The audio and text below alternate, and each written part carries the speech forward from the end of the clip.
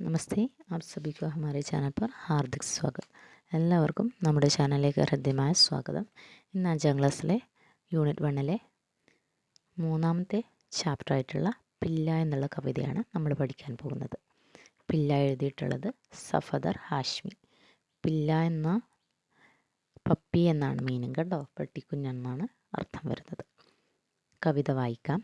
നീതു കാഥ പില്ല ഏക്, बदन पे उसके रुएं अनेक, छोटी टांगें लंबी पूंछ, भूरी दाढ़ी काली मूंछ, मक्खी से वह लड़ता था, खड़े खड़े गर पड़ता था.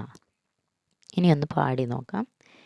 नीतू का था पिल्ला एक, बदन पे उसके रुए मानेक, छोटी टांगें लंबी पूंछ, भूरी दाढ़ी काली मूंछ, मक्खी से वह लड़ता था, खड़े खड़े गिर पड़ता था.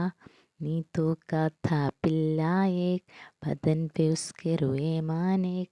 ഇങ്ങനെ നിങ്ങളും പാടി പാടി പഠിക്കണം കേട്ടോ. കവിത എന്തായാലും പഠിക്കണം. എക്സാമിന് കവിതയുടെ വരികൾ തരും, ക്രമം തെറ്റിച്ചിട്ട് തരും, കറക്റ്റ് ക്രമത്തിലാക്കാൻ വേണ്ടി എക്സാമിന് വരും. അപ്പോൾ നമ്മൾ മുൻപ് പഠിച്ചിട്ടുള്ള ധൂപ് ആഗയി എന്നുള്ള കവിതയൊക്കെ നന്നായിട്ട് പഠിച്ചു വെക്കണം കേട്ടോ. ഇനി നമുക്ക് മീനിങ് നോക്കാം. നീതു കാഥ പില്ല ഏക്. പില്ല എന്ന് പറഞ്ഞാൽ പപ്പി, ഏക് എന്ന് പറഞ്ഞാൽ ഒന്ന്, നീതു എന്ന് പറഞ്ഞാൽ നീതു. അപ്പോൾ നീതു കാഥ, നീതുവിനുണ്ടായിരുന്നു, പില്ല ഏക് എന്താണ്, ഒരു പപ്പിക്കുട്ടി ഉണ്ടായിരുന്നു അല്ലേ, ഒരു പെറ്റ് പപ്പി ഉണ്ടായിരുന്നു. നീതുവിനൊരു പട്ടിക്കുഞ്ഞുണ്ടായിരുന്നു.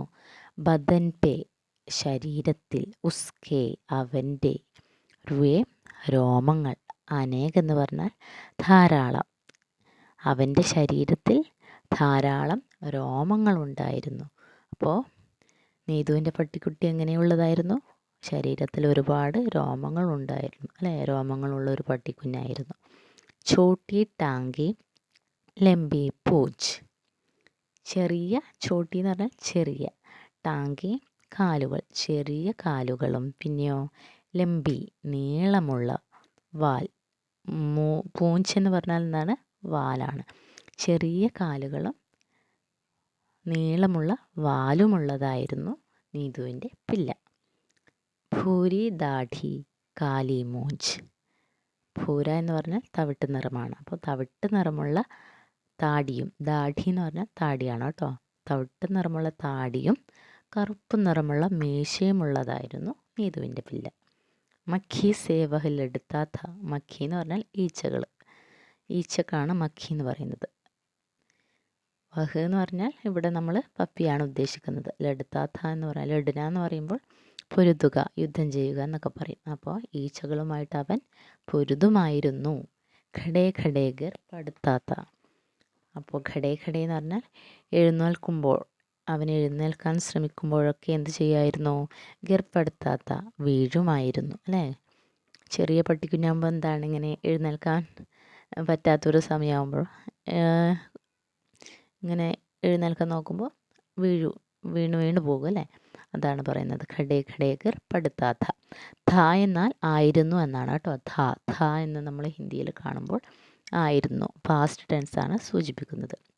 നീതു കാഥ പില്ല ഏക്, നീതുവിനൊരു പില്ല ഉണ്ടായിരുന്നു.